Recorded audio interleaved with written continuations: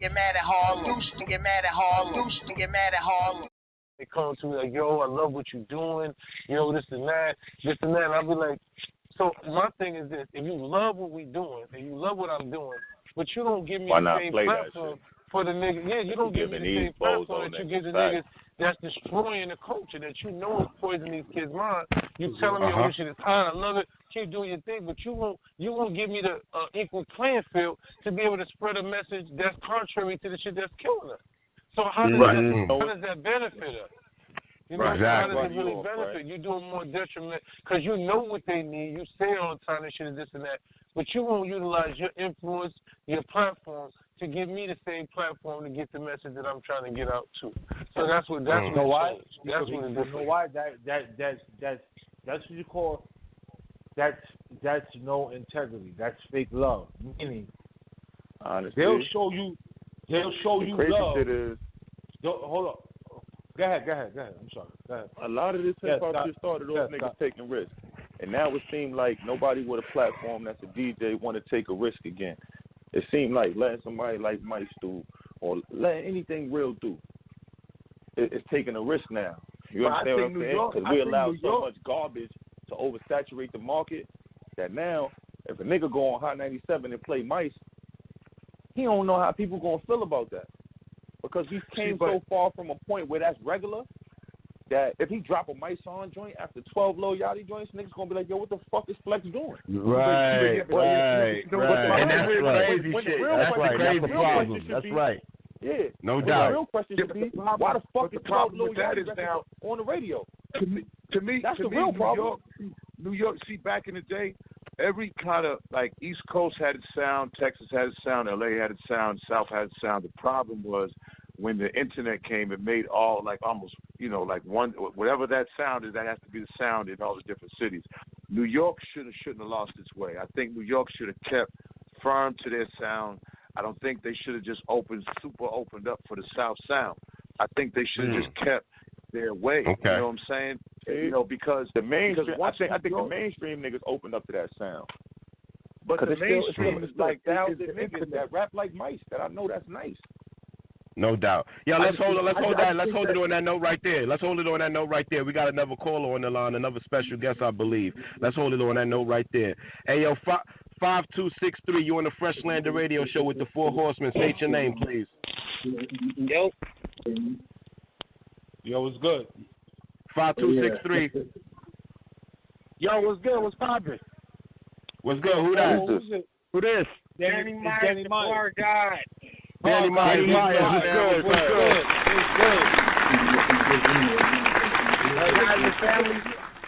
What's good? Definitely. Danny, we on the line with Benzino. Yeah, we on the line with Benzino. We got Benzino and Mysonne on the line with us. We definitely chopping it up about hip-hop, the state of the culture. You already know what it is, man. Yo, Danny, you know how we y'all niggas got y'all got the legends on the show? Of course. Hey, we doing what we doing. We working hard out here. We working hard. Damn, man, it's an honor, man. It's an honor. Damn. Hell yeah. Yo, Mice. Yeah. Yo, so talk to him about the march a little bit, man.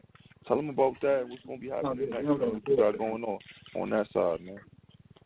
Well, yeah, man, we did the King Stop Killing Kings March last Sunday in the Bronx. It was a beautiful day, man. It was a lot of love. It was just pretty much it was inspired by Nipsey Hussle because I went to the funeral and it was somebody that I definitely respected and had a lot of love for. I mean, just looking at what his life represented and to see how he lost his life by the hand of another black man, you know, and people always say, yo, we always marching for this, we marching the police, kill us, we do this. When we gonna do something about us doing it? And you know, I felt like this was a time, and it was a march, just like reaffirming brotherhood, man. Just like, because I realized we killing each other because we don't identify each other as brothers. It's easy for you to kill somebody when you don't have any allegiance to them, when you don't have any, you don't even see them as humans. And we've been taught to see ourselves as less than human. You know what I'm saying? So we got to start retraining each other to realize, that's my brother. And I don't never want to see nothing happen to my brother. You know what I'm saying? I don't give a fuck how mad me and my brother get. I'm not trying to kill him. Right. We might wrestle, we might curse each other out, but I don't want to take your life. Scream on each other. That's right. That's right. Yeah, we might do all types of shit, but I'm not trying to kill you.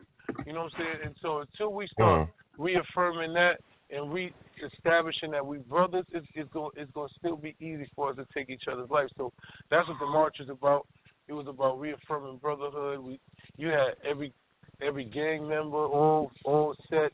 You had people from different boroughs who had beef, all type of shit. It was dudes that was out there that had beef for 10 and 15 years and seen each other and just hugged each other and was like, yo, this beef is dead. You know, dudes was calling me like, yo, I had beef with this dude since Rikers Island. We had beef. He was 100 deep with his peeps. I thought it was going to be on. They came up to me, he hugged me. He said, yo, that shit is dead, man. We brothers. And it was like, yo, and that's what it was about, man. So it was it was real big. And you know, and this thing, now they call me in every state. Me and Ross Rock, he just hit me up. He wanted to do a march in Newark. You know, King Stop Killing Kings march in Newark. You know what I'm saying? So it's like, it was really much like a family reunion than a march, man. It's like we just got to sit and look at each other. Everybody was looking to each other saying, I love you, man. I'm like, I respect you. Like, it was just building camaraderie. You know what I'm saying? When, at the end of the day, too many of us killing each other, and the shit that they killed each other over don't make no sense. You know what I'm saying? Being in prison, locked up with these dudes, understanding that 10 out of 10 of them that done took somebody's life regret it, man. A week or 2 weeks after the shit you killed somebody over, you ain't even mad over no more. You know what I'm saying? So this shit was a real big march, man. A lot of people came out. A lot of people show love, you know. So I'm establishing that. I'm establishing this Raising Kings Foundation where I'm dealing with youth mentor, youth and you know, young adults, just rite of passage, reestablishing what manhood is. I think at this stage, you know, in our culture, we got the lines crossed and fuzzy about what manhood is. You know, people think, yo, I got money. You know what I'm saying? I got a girl, I'm a man. Nah, there's principles to manhood. There's integrity. There's a lot of levels. There's respect. There's dignity. There's levels to man. There are things that you have to do to be called a man. So, you know, we reteaching and retraining our youth about what manhood looks like. You know, and taking back this false sense of what manhood is. And, you know, I'm just trying to do what I can for the culture, man. Music coming. You know, I'm working on a project. Me and Irv Gotti's brother, Chris Gotti, been working on we got some music, got a lot of producers hitting me up. So, you know, just trying to push the culture forward, man. Podcast coming. I work for you know what's crazy? Podcast is coming. Yeah, you know what's crazy? Yo, it's like, what you talking about, Mice, and what you talking about, Benzino, is, you know, it's like, you guys are the OGs, right? You guys are OGs and shit. It's like people would think you guys are whack for saying the shit that you're saying. You promote, you know, you doing positive shit, you doing this, you doing that. They'll say, oh, nah, they whack. Don't nobody want to hear that shit. But the minute you try to sit there and try to make music or do things, you know, I like to try to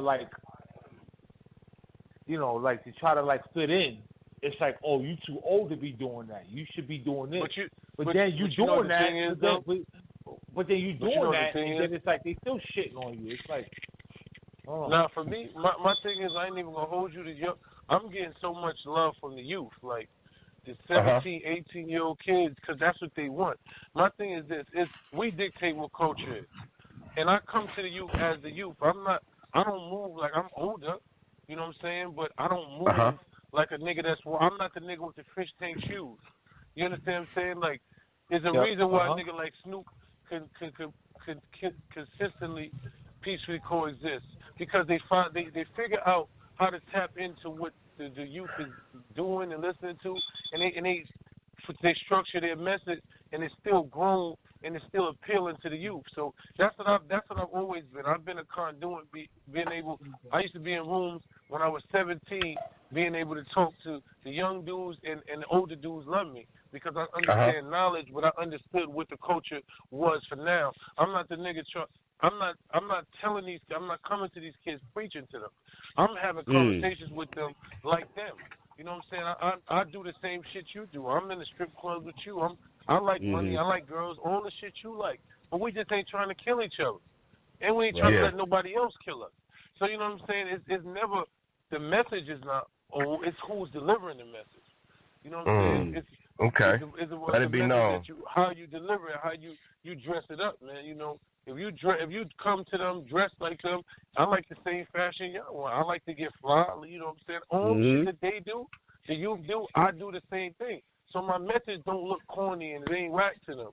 You know what I'm saying? That's why I could go and do a Funk Master Flex freestyle and get over 50 million views and got these young niggas wanting to follow and do all this shit because I know the lingo that y'all talking.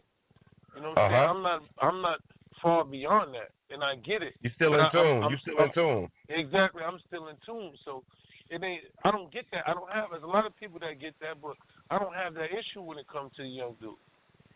No doubt. Yo, on that though, right there, hold up, Mice. We got another caller on the line. I just want to make sure everybody get a chance to tune in and holler at y'all or ask a question or two, or it might be another special guest. You just never know. We just be pop. Yo, hold on. 4301, you on the Fresh Slander Radio Show with the Four Horsemen. What's good? State your name, please. Peace. It's Miss Mo Better from Long Island. What's going on? Miss Mo Better. Peace. All right. What's good, Miss Mo Better? We got Benzino on the line. We got Mysonne on the line now. I mean, and then you know the Four Horsemen. We here. Talk to us. We got Danny Myers. Danny Myers too. Danny Myers on the line too. Danny Myers on the line. Shout out to all the kings on the line, to all the brothers in the building. I'm just tuning in, so I didn't really hear the conversation. I didn't hear what was going on, so I'm just listening, see what's going on. Definitely. We talk about the state of hip hop.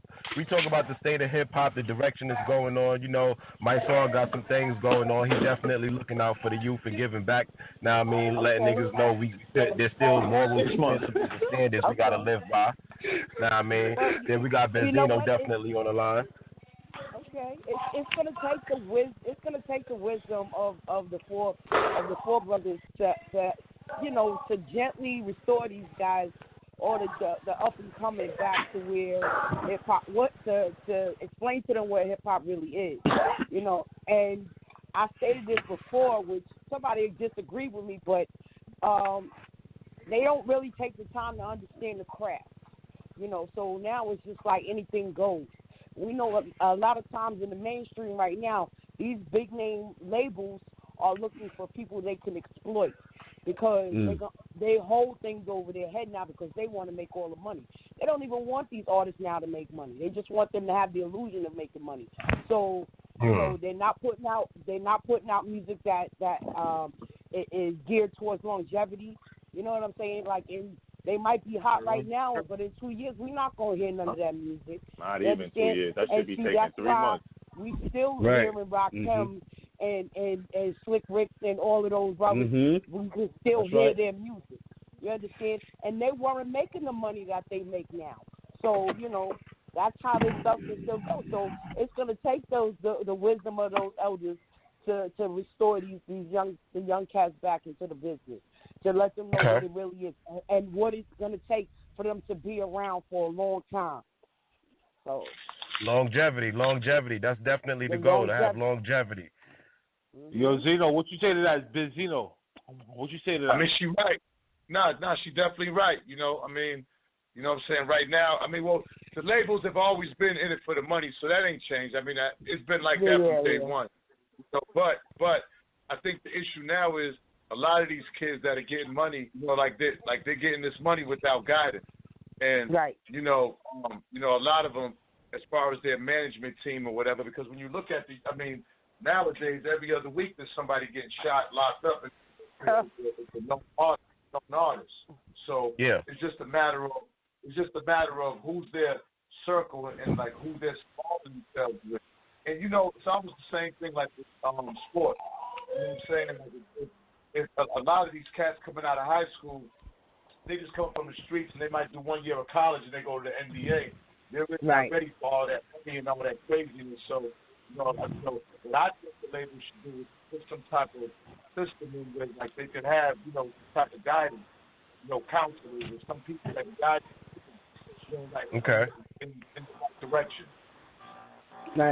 Right. That's definitely that's the foundation. That would be a white man making an investment in a black man's future, and we all know that ain't gonna happen. But we gotta demand that. But we gotta demand that. Same thing with this. Right. Same thing with this. With the same thing with this cannabis. We gotta stop being suckers and start demanding this. Like at the end of the day, how many? I'm up here in Boston. And I done caught mad cases with weed since the '80s. And all of a sudden, there's a whole bunch of white people making millions of dollars up here selling weed. Off weed. Right. Yeah. Meanwhile, they're locking you up. Meanwhile, they're locking you up. Yeah, you done paid the time for it. Now they making the dime off it. Exactly. They're locking you up for that shit. We gotta stop being suckers. You know what I'm saying? Honestly, for real. We gotta stop being suckers because at the end of the day, we already know we've been robbed and pillaged of our culture as far as music, slang, fashion. We already know that. But at the end of the day, we got to start holding people responsible. You know what I'm saying? That's right. And accountable. That's right. Hold them accountable. That's right. But accountability. Hold on. When does it become a point where we hold ourselves accountable, though? Like, that's what I'm saying. We have to. We have to hold ourselves accountable because That's a fact. We enable the bullshit. You get what I'm saying? We enable the shit because we want to be entertained. It's all about entertainment. Whether you doing some fuck shit or not, what's gonna happen? As long as you got a hit record, we gonna sit there and be like, fuck what he did. You know what I'm saying? Right. But he got a hit record. So that's what it is. We want to be. That's what it is. As long as you got a hit record, you popping. Period. You got a hit record. That ain't what it is for me. That ain't what it is for me, though, my nigga. That's not what it is for me. That's not what it is for me. That's not what it is for you. But I'm just saying that's what it is for the majority of what's going on right now. As long as you got a hit record, you already know niggas is gonna be like, yo, niggas gonna forget what we talk about right now and go to the club and be like, fuck that. You get what I'm saying? They're gonna do what they want to do. Well, see, now they have different platforms as well. You have social media now. Everybody's looking for their little 5-minute fame. Somehow, somewhere, it got lost that hip-hop used to be about storytelling. Nobody's telling a story now. Everybody's talking about the same thing. Hip-hop is about the progression of black people. That's what it's supposed to, and Latino people. The progression, meaning bring money to the table for us so that we can, provide. Because think about it. When crack came, if it wasn't for hip hop, we'd be fucked. Honestly. Yo, Zeno, you sound far away. Zeno, you sound far away. You want to bring this up to the phone a little bit? You sound far away. Okay, hold on. Yo, can you hear me now? I can hear you. You good. Yeah, what I was saying, at the end of the day, hip hop was supposed to bring money to us, and we've let that get away. Hip hop is ours. It's supposed to be ours, and we've let it be theirs now. We got to stop taking the crumbs and stop being the suckers and keep it in house, keep it with us, and we just keep giving it away. We just keep giving our culture away. We keep giving everything we have away. Shit. I mean, they don't let us in their house, right? Or why should we let us? You know what I'm saying? They don't let us in their house, right? Yo, they sign the checks, though, dog. They sign the checks. Bro.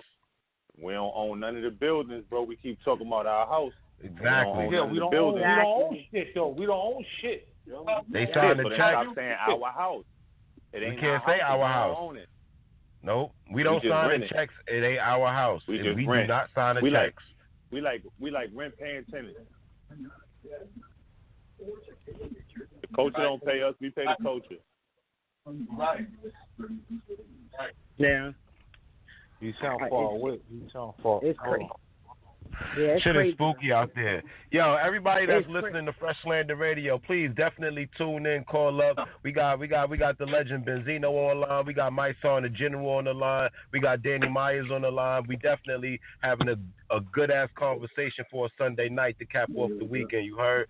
We got another caller on the line. Let me see what they talking about to see if they got something intellectual to add to this conversation. Hey, yo, 2008, you on the Fresh Slander Radio Show. What's goody? State your name. Hey, peace, everybody. It's Emmanuel from Connecticut. What's good? What's good, Sam? How you, bro? What's the deal? Peace. What's good? What's good? I'm good, man. I'm good. Thanks for having me on, as always, man. Definitely. Legendary show tonight, man. This is legendary, to be honest, man. Benzino on the line, the legend. Not bro. If somebody don't hold Benzino in regards to the legend, you're a fool. You don't know hip hop. That's a sword. That's a sword. He's a sword. It's a Bible of hip hop, man. Nigga. Don't ever get man. Bible number one, number two. Man, I appreciate any love. Believe that. Nah, facts. Number two, we got my son. Definitely love the work. What I'm saying, you're doing out there, and very consistent, man. I have a question for each, if y'all don't mind. One quick question for my son. Yeah.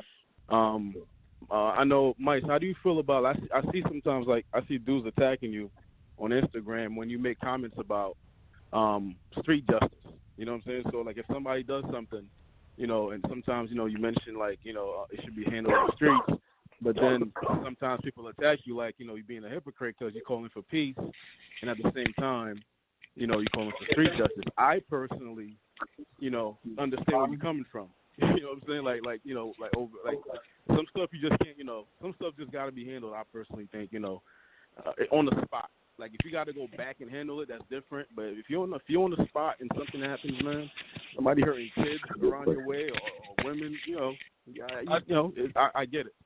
So how do you feel about people calling you a hypocrite sometimes when it comes to that? I mean, I just understand. When you call me a hypocrite, means we not come from the same cloth, and I get it. There's nothing wrong with it. We all come from different cultures. We come from different understandings. Hypocrite. Me preaching for nonviolence is not me preaching for lack of integrity. At the same time, me preaching for brotherhood is not me advocating for lack of integrity. I tell people to stay out the streets. I think the best alternative to street life is letting people understand that there are consequences. So what happens is niggas have gotten comfortable in glorifying the niggas who don't want to deal with the consequences of their own activity. See, when I have conversations with these young dudes, the way I give it to them is listen to me, stay out the streets. Not, listen, if you could get out the streets, if you in the streets, you should go tell on somebody else so you can go home. No, that ain't gonna keep you out the streets. If I know that if I know the back way out of me, the alternative to me just doing the right thing is I could get into the game, and when she get fishy and it's time for me to deal with the consequences, I could just go tell on somebody else. I could do negative shit to people in the streets, and there's no consequences. I could do negative shit to people in the streets, and then when it's time for me, I could sit there and say, I'm a civilian now. I'm going to the police. No, it's just not accountability. I talk about the same accountability as illegal. In the legal realm, I don't give a fuck what word. It's just about integrity as a man. It don't got nothing to do with street life or anything. The morals that I got in the street, they haven't changed. You know what I'm saying? I got my codes of ethics from the streets. I just don't do crime no more. But the same code of ethics that you do anything, if you work with somebody in the job and that's your man and you hold him down, you hold him down. If y'all do some shit and y'all get caught, you're supposed to hold that man down. It's just a level code of ethics. If I entrust that you're going to do what you said to me, I don't give a fuck what realm that is. That's just called integrity. So I'm big on integrity. It ain't about street life. It's nothing. I tell these kids all the time, you don't want to go to jail, and you don't want to be in the street. You don't want to be in the streets because you don't want to go to jail and you don't want to die. So now if you're willing to die or you willing to sit in a cell for 25 or 30 years, cool. You can deal with that. I'm not here to stop you. If you're willing to deal with those consequences, that's how I don't know about everybody else. I was Mike, Mike. See, the issue is, a lot of niggas want the glory, they don't want the pain. The pain is you're going to jail. You're going to jail and you have a nigga telling you what to do 24 hours a day, how to shit, how to eat, how to do this, how to do that. That's the pain. They want the glory. Oh, he put in the work. He did this. My nigga, you ain't doing none of that shit. Exactly. Nobody wants to go to fucking jail. So that's why when they call me up. a hypocrite, when they have a conversation with me about a hypocrite, I was one of those people that dealt with consequences of my acts, and then after I dealt with those consequences, I changed my life. I didn't use the fear of dealing with consequences to make me change my life. That's just corny shit. That's not integrity. That's not manhood for me. Huh? Mike, yeah. Mike, I ran through the system as a juvenile. You think I don't know? You know what I'm saying? Like, I'm 34 years old. I ran through the juvenile system. I've been there. I've done that. The juvenile system is no different from what the adult system is. Exactly. It is.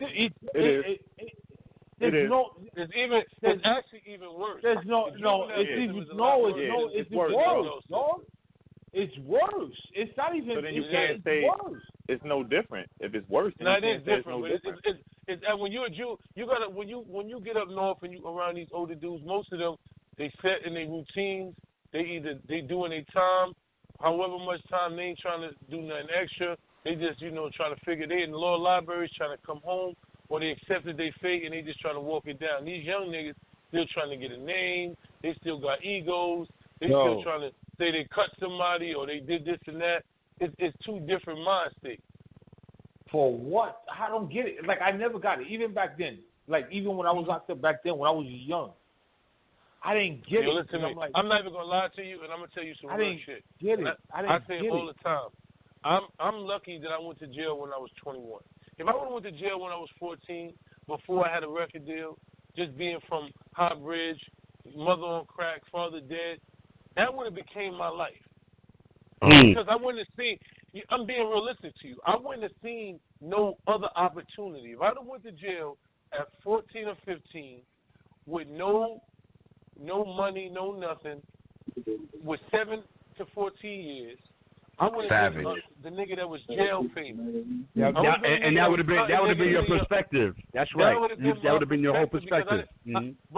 But God put me in the position that I was signed to Def Jam. I was signed to Violator before I went. For a whole year, I was traveling. I was in Miami. I was in the studio with Mace. I was touching a couple 100,000. Like, I seen money. I was around different shit, and I understood the opportunities that I had.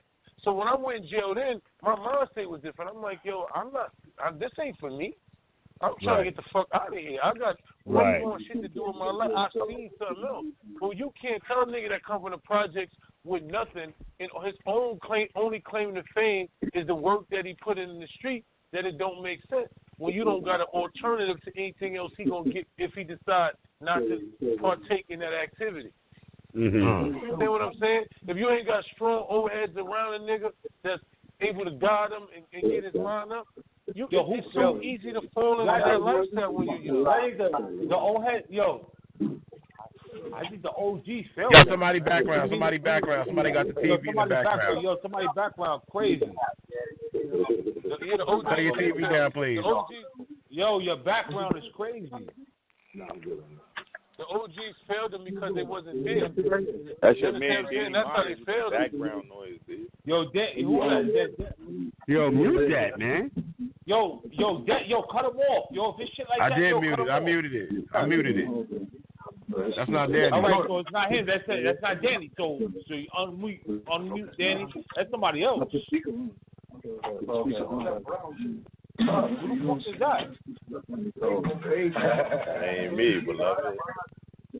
No. So hold up. Start muting. There you go. I got it. All right, we good. All right. But yeah, man. We good. But yo, man, it's I appreciate Mike. I appreciate the answer, man. I appreciate that. Just to let you know, man, Connecticut rock with you heavy. You know, you definitely motivate a lot of people, man. We got some stuff going on out here too. I know y'all don't hear about Connecticut a lot, but there's a lot going on out here. Stop saying that. Connecticut is dope. Connecticut always been dope. Shout out to Terrible T, Joey D, Skinny Boys, my man Superman, Jimmy G. Connecticut always been dope. It's just the thing. Get mad at Harlem. Get mad at Harlem.